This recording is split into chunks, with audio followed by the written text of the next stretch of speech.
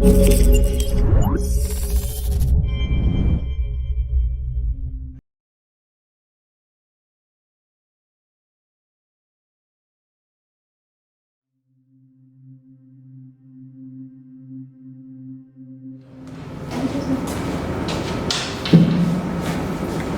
कब करा आपने? 2017। अच्छा, विषय क्या था? गणित।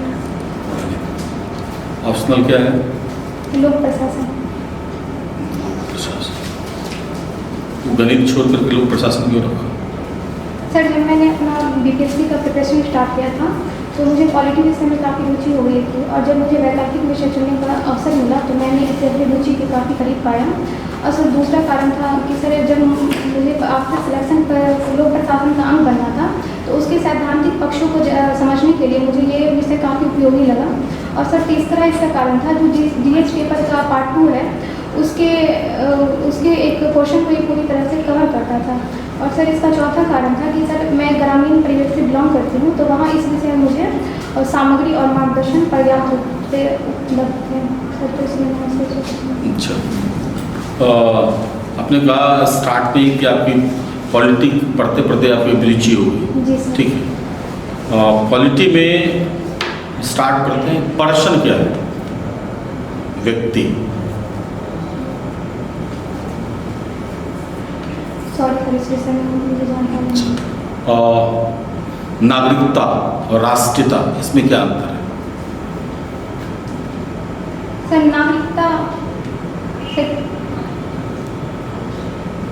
सॉरी सर, अच्छा, आपने आर्टिकल 14 में पढ़ा होगा, विधि के समक्ष समता और विधि का समान संरक्षण, इस दोनों में क्या अंतर है? सर, विधि के समक्ष जो समानता होती है उसके अंतर्गत है कि देश के जितने भी नागरिक हैं, चाहे वो अमीर हो गरीब हो, उसको जो है विधि के समक्ष समान माना जाएगा। कोई भी किसी भी प्रकार का भेदभाव नहीं किया जाएगा। और सर, जो विधि के समान संरक्षण है वो सर पॉजिटिव कंसेप्ट है। तो इसके अंतर्गत सर कुछ अपवाद दिए गए हैं। जैसे कि सर, जो सर अनुसूचित जाति जनजाति वगैरह हैं तो उनको, सॉरी सर, मैं अच्छा, आपने कहा कि सिटीजन, आर्टिकल 14 में सिटीजन का शब्द का इस्तेमाल किया गया है।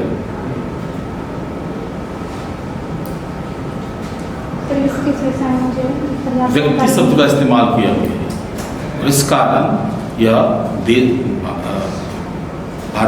भारतीय सिटीजन के लिए भी है और बाहरी के लिए भी।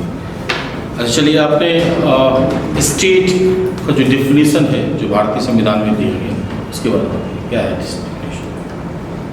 सर, जो राज्य होता है वो निश्चित लोगों का एक समूह होता है। नहीं, भारतीय संविधान में राज्य की अलग परिभाषा दी गई है।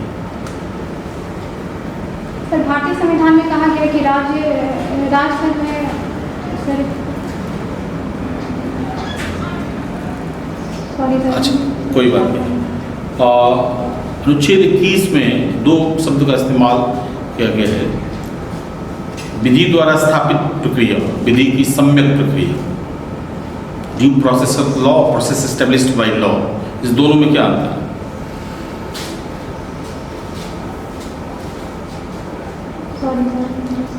अच्छा, चलिए, लोक प्रशासन जो है और प्रशासन में क्या अंतर है? सर, लोक प्रशासन का वैसा अंग होता है जिसके अंतर्गत सर जनता के हित के लिए काम किया जाता है। और सर, प्रशासन होता है जो सरकार शासन करती है। सर, वो प्रशासन, तो उसमें जनता के हित के लिए काम नहीं किया जाता शासन? सर, सरकार के सर जितने भी इंस्टीट्यूशन है वो जो अपने अंतर्गत जो काम करती है सर, उनके द्वारा जो भी शासन किया जाता है सर, वो प्रशासन। अच्छा, नवलोक प्रशासन जो है वो क्या है? सर, नवलोक प्रशासन का जो 1960 के दशक में आया है, इसके अंतर्गत जो परंपरागत लोक प्रशासन था उसमें जो कमियां थी उसको दूर करने के लिए इसका विकास हुआ था। जैसे प्रशासन उत्तरदायित्व को बढ़ावा देना, उसमें मूल्यों का समावेशन करना, और जो परंपरागत लोक प्रशासन था उसमें सर जो राजनीति थी और जो लोक प्रशासन था उसमें उसका जो विभाजन का कंसेप्ट आया था, तो सर उसको दूर करने के लिए ये लाया गया था। अच्छा, गुलिक का क्या कंसेप्ट है लोक प्रशासन में? तो लूथर गुलिक के द्वारा जो है प्रशासन से संबंधित 7 तत्व दिए गए थे। उनका मानना था कि इसी के आधार पर प्रशासन अपना काम करता है, जिसको उन्होंने सांकेतिक भाषा में पोस्ट कॉर्ड की संज्ञा दी थी। अच्छा, वुडरो विल्सन का क्या योगदान? सर वुडरो विल्सन के द्वारा वुडरो विल्सन जी के द्वारा सर राजनीतिक प्रशासन जो विभाजन का सिद्धांत दिया गया था, और जो है लोक प्रशासन को एक जो स्वतंत्र विषय बनाने का जो प्रारंभ होता है वो उन्हीं से माना जाता है। तो ग्रेजुएशन में मैथ था आपका? जी सर। कौन कौन से बुक थे मैथ में ग्रेजुएशन में? सर टॉपोलॉजी था, एब्स्ट्रैक्ट अलजेब्रा था, मैट्रिक्स था, कैलकुलस था, सर उसमें इंटीग्रल था, डिफरेंशियल इक्वेशन था। तो आप अपने लाइफ का कोई ऐसा वाक्य बताइए जिसमें आपने इन सब चीज़ों का कभी यूज़ किया होगा, कैलकुलस का या मैट्रिक्स का या ज्योमेट्री का। जी सर। सर जैसे कि डिफरेंशिएट का मैंने यूज़ किया है। तो जैसे कि जैसे मेरे पास बहुत सारा पैसा था, तो मैंने डिफरेंशिएट के माध्यम से उसको छोटे छोटे कामों में उसका यूज़ किया है। तो डिफरेंशिएट का मतलब होता है कि आप बहुत बड़े को छोटे छोटे भागों में डिवाइड करना। तो उस तरह से मैंने अपने पैसा का मैंने छोटे छोटे जगहों पे इन्वेस्ट किया है। और सर मैंने प्रोबेबिलिटी का भी यूज़ किया है।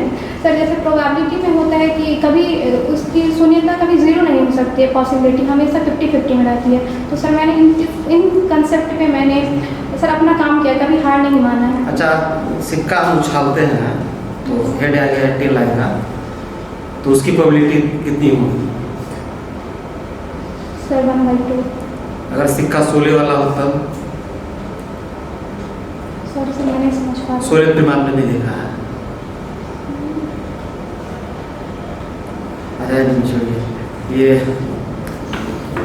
इंडियन कॉन्स्टिट्यूशन में महिलाओं के लिए क्या स्पेशल प्रोविजंस किए गए हैं? आर्टिकल वाइज बताइए आप। सर आर्टिकल 16 के अंतर्गत महिलाओं से संबंधित दिया गया है कि किसी भी आधार पर भेदभाव नहीं किया जाएगा। फिर आर्टिकल 17 में भी अस्पृश्यता का अंत किया गया है। सर फिर आर्टिकल जो है 23-24 में महिलाओं से संबंधित प्रावधान किए गए हैं। और सर उसके बाद सर आर्टिकल 43 में किया गया है, 42 में किया गया है। और सर आर्टिकल महिलाओं के लिए विशेष सिर्फ स्पेसिफिक महिला के लिए जो प्रावधान किया गया वो बताना है। सर आर्टिकल 42 में किया गया है, जिसमें मातृत्व हित लाभ अधिनियम वगैरह आ जाते हैं। फिर उसके बाद सर 39 में भी किया गया है कि समान कार्य के लिए समान वेतन। कितना 39 क्या है? Sub class 39 clause A sir, sorry sir सी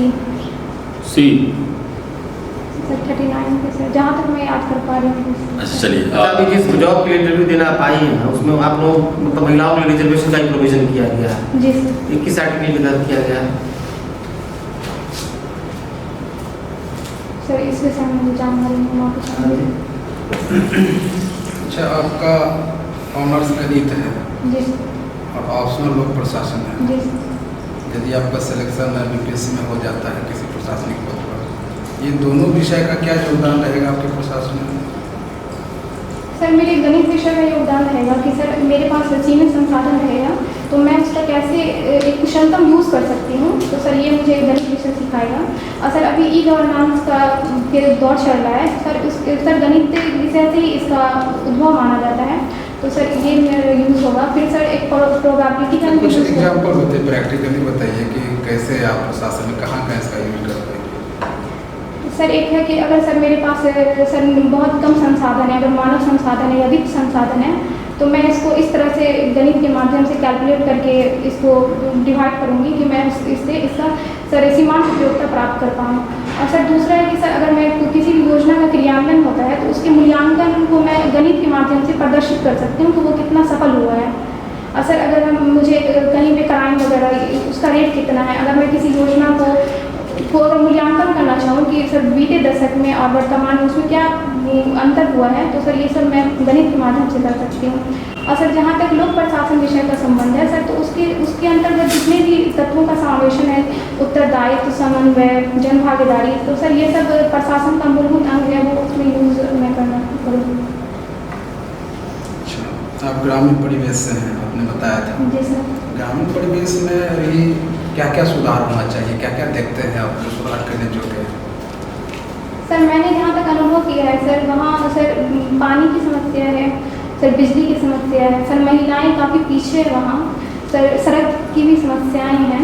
लगभग ये सब नीतीश सरकार लगभग कर दिया है, सर फिर सब भी जगह सर नल का इसका जल लग उचित- गया है।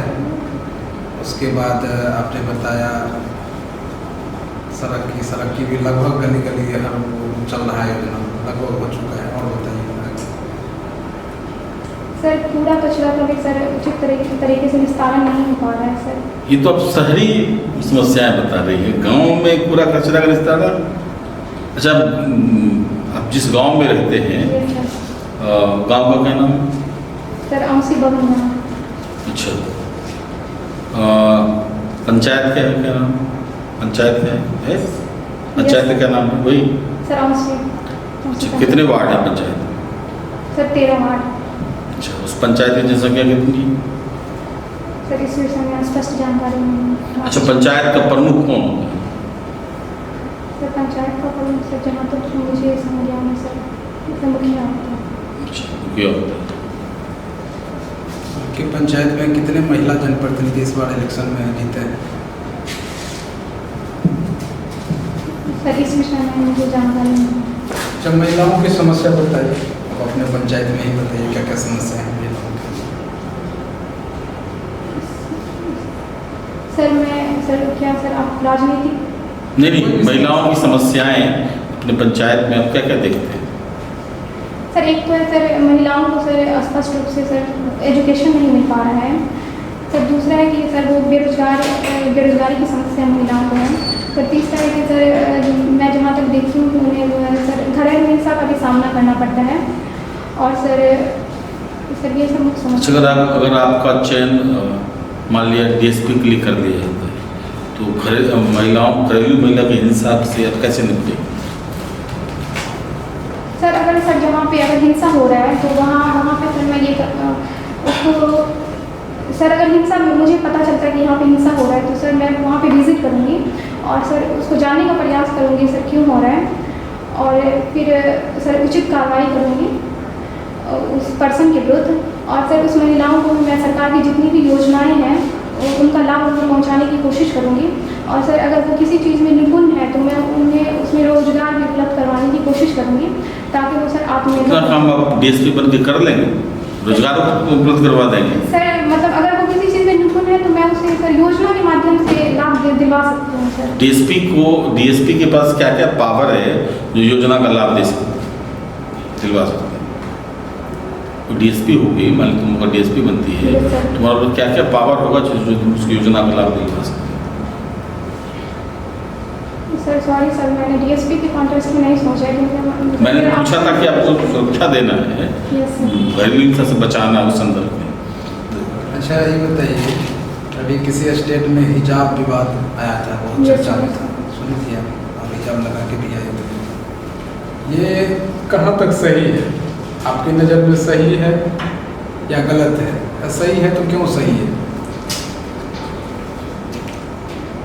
सर आप सर विवाद हाँ, विवाद क्या विवाद था? पहले विवाद बताइए, विवाद का कारण क्या था? क्या हिजाब लगा के स्कूल में जाना सही है? भारत का संविधान उसको कौन सा राइट देता है जो हिजाब लगा के स्कूल में वो जा सकती है? काफ़ी चर्चा में रहा था, इस पर आप कहते हैं कि कम जाना चाहिए। सर मैं ये मामला जो है कर्नाटक राज्य में उत्पन्न हुआ था और वहाँ की जो बच्चियाँ थी वो उनका कहना था कि ये जो हमारे संविधान के अंतर्गत आर्टिकल 25 के अंतर्गत हमें अधिकार दिया गया है, धार्मिक स्वतंत्रता का अधिकार, और यह मेरा एसेंशियल राइट है। तो सर इसके लिए उन लोग के द्वारा विरोध किया गया था, लेकिन सर माननीय जो वहाँ की हाईकोर्ट है सर उनके द्वारा फैसला दिया गया कि ये सर एसेंशियल राइट नहीं है। और सर इस वो सर फिर आपका क्या मानना है? सर मेरा मानना है कि सर अगर किसी स्कूल में सर यूनिटी लाने के लिए किया जा रहा है तो सर ये गलत नहीं है। सर इक्वलिटी अगर लाने के लिए किया जा रहा है तो सर ये गलत नहीं है। हिजाब लगाने से इक्वलिटी क्या है? नहीं सर सर थोड़ा सा सर मन का थोड़ा हो जाता है बच्चों में सर, इससे मुझे लगता है सर थोड़ा भेदभाव उत्पन्न होगा। सर अगर एक जैसा ड्रेस है तो सर वो एक बेहतर। ये सर बेहतर है।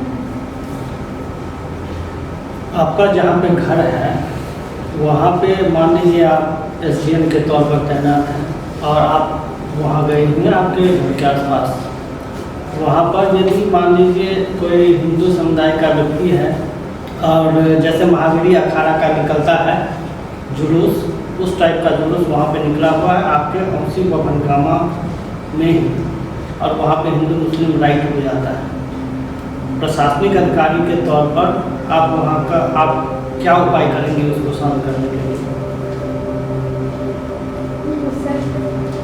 सर अगर ऐसी स्थिति उत्पन्न होती है तो सर सबसे पहले मैं जो वहाँ की जो पुलिस है, स्थानीय पुलिस है सर, मैं उनको अलर्ट करूँगी।